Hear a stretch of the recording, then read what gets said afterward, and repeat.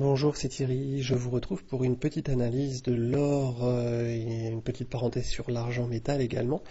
Nous sommes le week-end du 5 avril 2020 et avant de commencer, je vous rappelle comme d'habitude que ceci n'est qu'une analyse technique dynamique. Donc on va regarder sur les différentes unités de temps, les supports, les résistances, la tendance, mais qu'il ne s'agit en aucun cas d'un conseil d'achat ou de vente, que vous ne devez pas vous servir de cette analyse technique comme une recommandation d'achat ou de vente. Vous restez complètement libre de vos décisions d'entrée et de sortie des marchés correspondants. Alors, je vais faire cette analyse de l'or pour une fois en euros, exprimé en euros. Et donc tout de suite on va aller regarder un peu ce que ça donne sur les unités les plus longues. J'ai décidé de me concentrer essentiellement sur l'unité trimestrielle pour essayer de prendre un maximum de recul par rapport à la volatilité qui est en cours. Alors je vous demande d'être un petit peu patient par rapport à la multitude de droites que vous voyez sur ce graphe. Donc ça a effectivement un sens. On va prendre l'or vraiment depuis il y a une quinzaine d'années, d'accord ? L'or, avant il y a une quinzaine d'années, vous voyez qu'il était globalement stable, il était globalement horizontal. Et puis, au début des années 2005, on a eu vraiment le phénomène de hausse des prix de l'or. Et on voit qu'on peut le décliner en plusieurs étapes. Tout d'abord, nous avons eu ici, plusieurs points bas qui ont commencé à dessiner un support haussier représenté par la ligne rouge que j'ai tracée. D'accord ? Et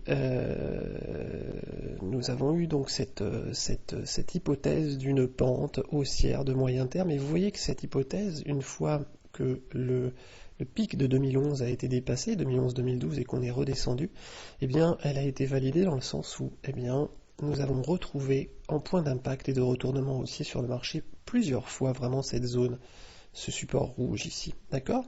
Donc il a aujourd'hui toujours une influence. Voilà pourquoi je pense qu'il a toujours une influence, mais en tout cas, disons que c'est pour moi l'axe haussier de tendance long terme de l'or principal. Et que lorsqu'on sort de ce canal, on est plutôt en excès haussier, vous voyez, ou lorsqu'on sort de ce canal un petit peu à la baisse, eh bien pour l'instant on a en tout cas la velléité de le rejoindre rapidement.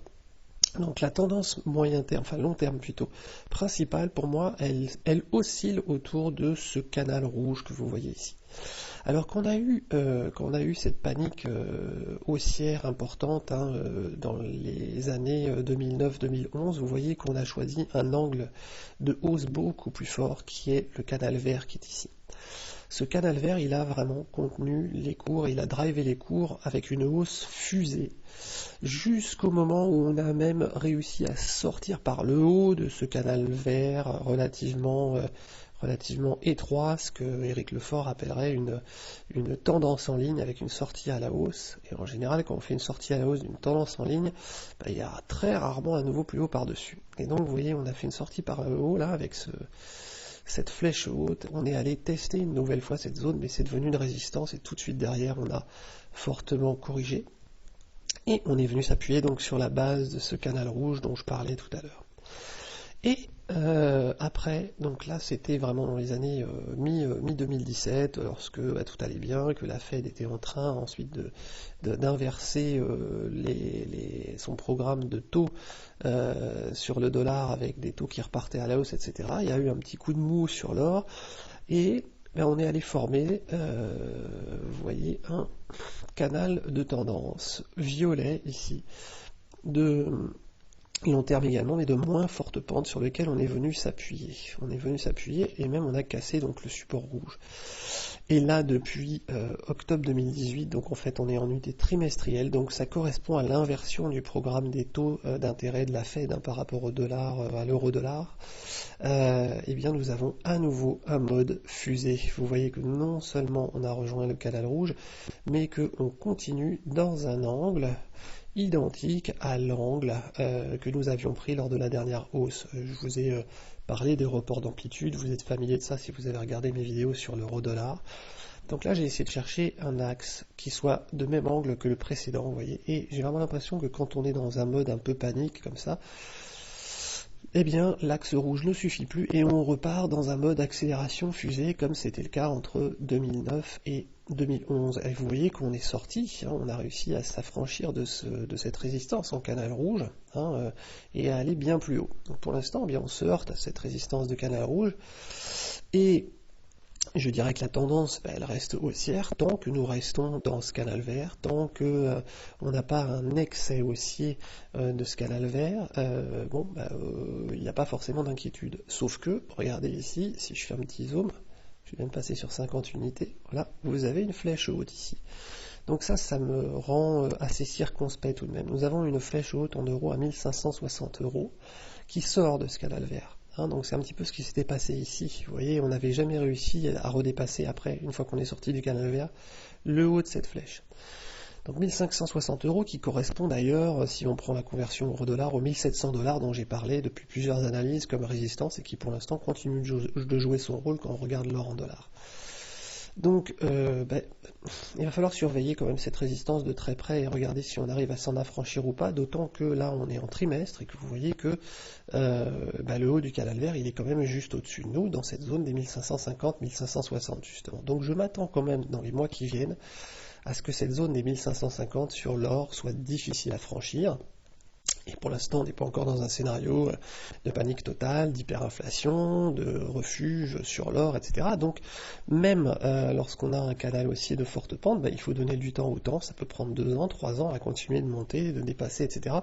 Donc pour l'instant, moi, je vois une résistance effectivement à 1550 euros active au niveau de l'UT trimestriel. Et puis vous voyez que si on va regarder la MACD, on n'a pas de retournement baissier. On a une puissance cycle en surachat, certes, mais elle ne se retourne pas à la baisse. Donc tout ce qu'on peut dire, c'est qu'il faut surveiller éventuellement la formation un jour d'une divergence baissière sur la MACD, vous voyez ici, parce qu'on a un top de la MACD qui est au-dessus de celui-ci, alors que les prix sont montés, donc si jamais on devait se retourner avant, on aurait une première divergence, mais pour l'instant, ce n'est pas le cas. Et quand je vais aller regarder sur l'unité mensuelle, eh bien, pareil, nous avons des non-croisements de la MACD qui continuent à la hausse, donc je n'ai pas de signal de baisse aujourd'hui, j'ai au contraire, vous voyez, des Bollinger qui se mettent en ordre rangé à la hausse avec une moyenne mobile 20 périodes haussière. On a eu un repli, une correction assez significative dans pas mal de volatilité là au cours du mois de mars, avec une flèche basse assez marquée mais qui est venue juste rejoindre le MA15. Alors le MA15 c'est un indicateur que j'utilise comme objectif de correction en contre-tendance, vous voyez, donc on a une tendance haussière forte, et on va aller chercher le MA15 comme premier objectif, comme premier support, et puis si ça rebondit, la tendance n'est pas remise en cause, donc là c'est ce qui s'est passé. Donc pour l'instant, tendance haussière en unité trimestrielle et mensuelle, vous voyez même à quel point elle est forte cette tendance haussière, mais attention, là on a un excès pour moi dans les 1550 et il va falloir faire très attention dans les semaines qui viennent pour regarder ce qui se passe si jamais on arrive à rejoindre ce niveau. Est-ce que ça va donner lieu à une correction ou pas comme on avait eu en 2012 en unité hebdomadaire. Il est intéressant de voir qu'on a eu 3 vagues de hausse successives avec des petits temps de correction. Vous avez eu une amplitude ici avec une flèche rouge, vous voyez, qui monte jusque là.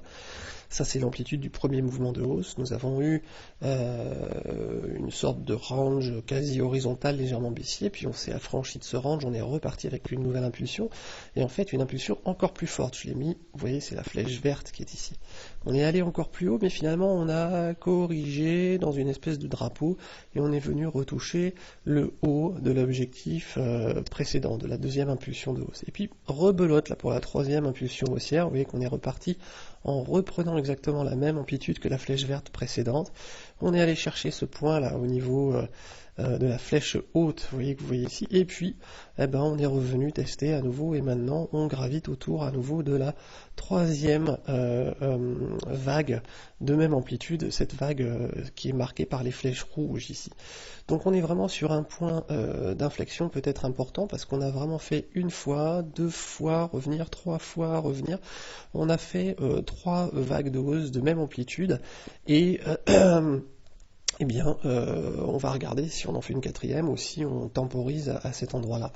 Une chose vraiment importante que je suis en train de regarder sur l'unité hebdomadaire, qui est très facile à tracer aussi, hein, avec n'importe quel outil graphique, c'est la MACD. Donc moi je prends une MACD 927, elle est un petit peu différente en termes de paramétrage, elle donne des signaux plus courts que la MACD habituellement paramétrée. Et vous avez un axe d'extension ici, vous voyez, enfin un axe de propagation plutôt, avec un top qui descend. Nous avons déjà une première divergence baissière qui est matérialisée.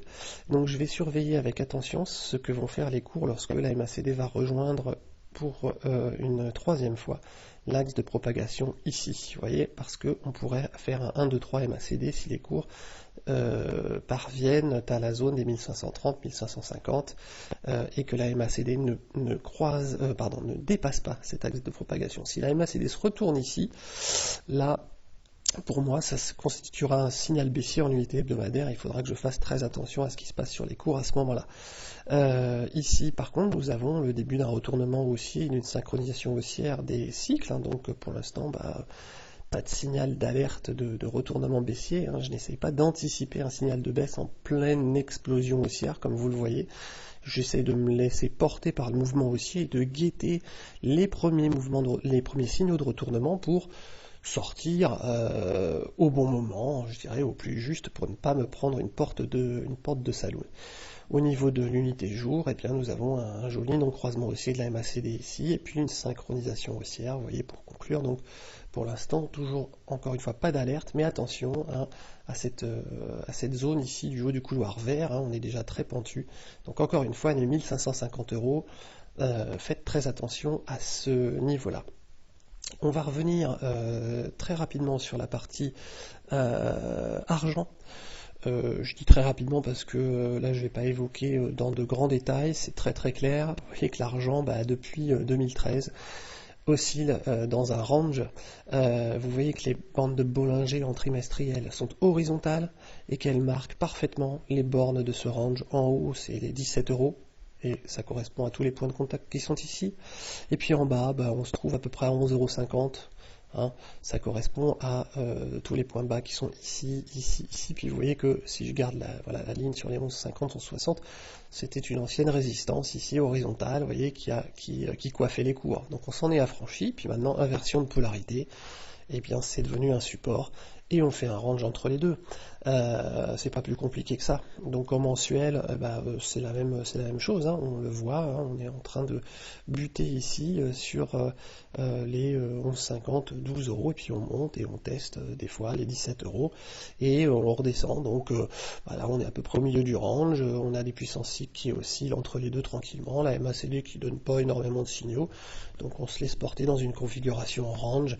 Je ne vais pas vous donner de conseils comment trader dans un range, ça c'est à vous de faire votre éducation là-dessus, mais voilà, moi je vois un marché en range avec un support et une résistance très claire marquée sur l'unité trimestrielle et l'unité mensuelle. Voilà, j'espère que l'analyse n'a pas été trop longue, je voulais vraiment rentrer dans les détails une fois de plus. Désolé pour les plus impatients, mais bon, il est difficile de trop simplifier parfois, ensuite on perd dans la clarté. Je vous souhaite d'excellents trades et je vous dis à bientôt.